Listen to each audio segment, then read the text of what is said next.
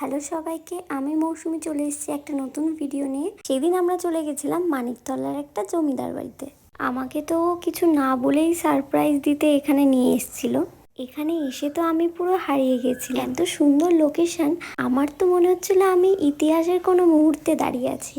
এখানকার সিঁড়ি ঝাড়বাতিগুলো এত সুন্দর, সব কটা তো আমি মোবাইলের ভিডিওতে দেখাতেই পারিনি। যেহেতু আমাদের প্রি ওয়েডিং করার বেশি একটা সময় ছিল না, তাই বিয়ের কিছুদিন আগেই আমরা এখানে চলে এসেছিলাম কিছু ভিডিও ফটো নিতে।